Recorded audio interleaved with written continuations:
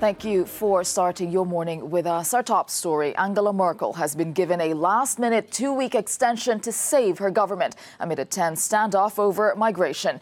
After a years-long open-door immigration policy, the Chancellor is facing fierce opposition from her Interior Minister, who is calling for the country's borders to be closed to migrants who have an open asylum application in another EU member state. Horst Seehofer now says he'll wait until after the summit to broach the topic again.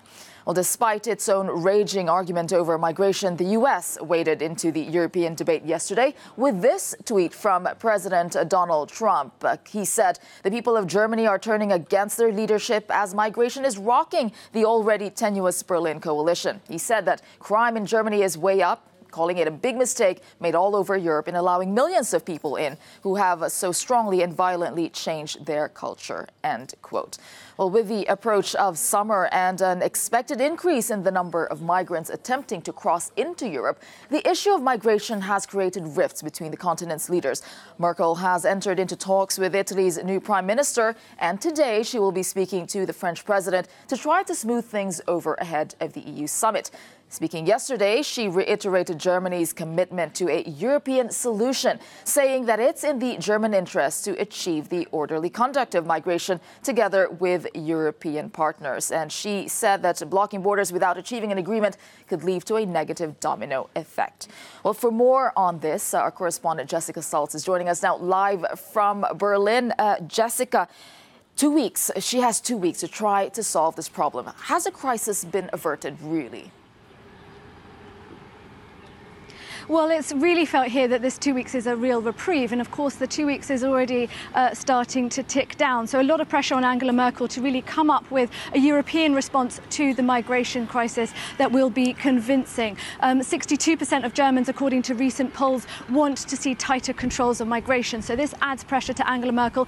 And of course, there's a brash, if factually incorrect, tweet by Donald Trump, also stirring up the migration debate here in Germany. There is certainly a mood amongst EU leaders that there does need to be greater control when it comes to migration, such as protecting the external borders and a more streamlined and controlled migration process into Europe. So this is something that can be discussed ahead of and in this summit in 2 weeks' time. But whether Angela Merkel will make enough progress on this, enable to convince her detractors at home, who are growing in number, of course, remains to be seen.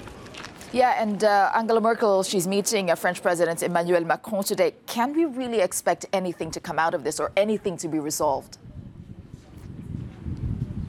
Well, I think migration is really going to overshadow these talks between Emmanuel Macron and Angela Merkel today. Merkel really needs Macron on side. It's very important then that Berlin and Paris go to this summit in 2 weeks' time, side by side, on the issue of migration. And I expect that we will hear Emmanuel Macron reiterating his support for Angela Merkel on the issue. Whether there will be enough time left for Macron to get round to what he wants to discuss, which is his plans for far-reaching EU reforms, remains to be seen. Angela Merkel has made tentative steps to tentatively agreeing to some of his ideas, but they remain controversial in Germany. And with enough domestic discord here on the migration issue, I don't think Angela Merkel's going to want to be discussing any issues which remain controversial in Germany.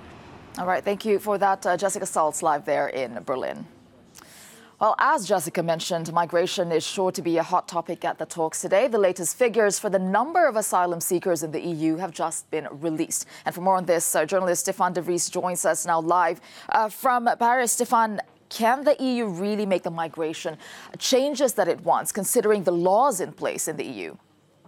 Well, it will be very difficult. Actually, the European Union has been struggling to regulate the asylum procedure on the continent for almost 2 decades. The current regulation is called Dublin III, which is a technical name for something actually quite simple.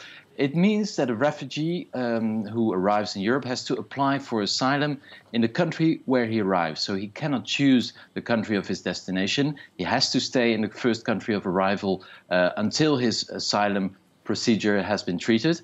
Now, of course, within Europe, it's very easy to travel since there are theoretically no border checks anymore. So a lot of people arrive in the south of Europe, Italy and Greece, and then they get to the north and they stay there. Now, this country of their second destination, let's say the Netherlands, Germany, Scandinavia, Actually, they have to send them back to Italy or Greece. Now, this is where the problem arises because, of course, Italy and Greece are closest to the countries where most of the refugees come from, so they are disproportionately touched by the system. Everybody agrees that this is no longer working, that there is a complete makeover necessary for this system, but the question is how? Because there's so many different opinions on this crisis that it's very hard to find an agreement, and I don't see it coming next week either on the European summit. And there's also a paradox, as you just mentioned. The European Asylum Office in Malta yesterday released new statistics about the number of migrants arriving, and actually the numbers are falling sharply. 44% less than next year, than previous year. So we're talking a lot about it, but in reality, the numbers of refugees arriving is declining sharply. All right, thank you for that. Stéphane de Vries joining us live there from Paris. Now, migration really is a big issue that's dividing Europe across the continent. And Alex in the Cube is keeping track of all the voices on this issue. Alex. We are, Tessa. Here in the Cube, we listen to all voices from all sides. Our team monitoring everything that is going on across the continent to pull out some of the key voices in this discussion. And we're hearing there how this is a European problem, but at the moment it might be a shared problem, but there doesn't seem to be a shared solution. And this is really exposing tensions in Germany. We're hearing from Jessica at the top of the programme about the tensions in Angela Merkel's coalition. Well, Bild's newspaper saying, yes, she's got these 2 more weeks, but we would expect this power struggle between Angela Merkel and her coalition partners to be extended, to expand over the coming weeks. There's a suggestion here that this is Angela Merkel is effectively on notice in Germany. Andy Eckhart, NBC correspondent in Germany as well, picking up this transition between Angela Merkel buying time for herself and her coalition, and then all of a sudden, Donald Trump shooting her yesterday on Twitter, firing shots at Germany's policy, saying that the claims that crime in Germany is way up and the Germans are turning against their leadership. So that's not going to help things in the German situation. But Julia Hartley-Brewer, a commentator in the UK, picked up Donald Trump's remarks. And I think her suggestion here reflects quite a lot of European views on this. She's saying, hey, Donald Trump, we don't want what's happening to us in terms of migration in Europe either. So there is support, not just criticism, for Donald Trump. A whole array of voices. I just want to bring up this, though. There is the human side that is in the press today in the newspapers. This from Las Provincias, the newspaper in Valencia, where these migrants landed, where the Aquarius docked. Basically showing the human face, saying that this is a refuge city. All voices, many difficult points of view on this. We'll bring you all of that in the Cube. All right, thank you for that, Alex, and the Cube team.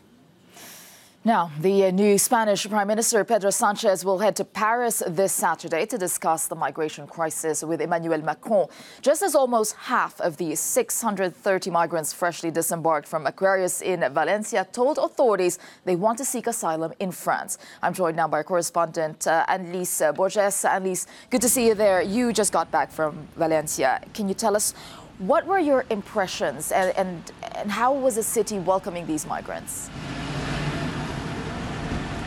Well, Tessa, one of the most touching things about Sunday was actually to witness the hundreds of volunteers who registered and showed up to help with the reception of the 630 people who arrived in Valencia on Sunday. And also, actually, before we docked, there were several boats, private sailing boats that approached Aquarius with welcome signs.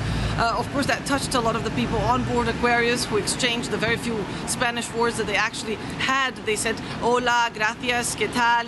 So it was a heartwarming moment. I would say that globally, the city of Valencia is supportive of the decision of taking in these people. And I got to meet and spend time with the man behind that decision, the mayor of Valencia, to ask him just what this all means for his city and its people. Take a listen.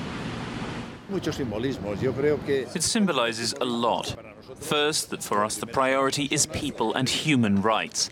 And then there are the numbers, the economy, etc. We saw that these people were at a real risk of suffering a humanitarian catastrophe. And we thought the priority was this, and that we would then look at how to go about it. And I think it went well. It went very well. We thought we would propose some changes. We would even demand changes in migration policy. It seemed important to us.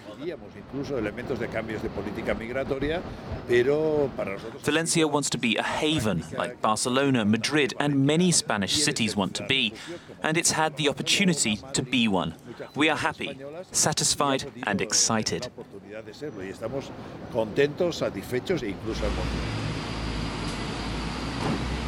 So that's a picture in Spain.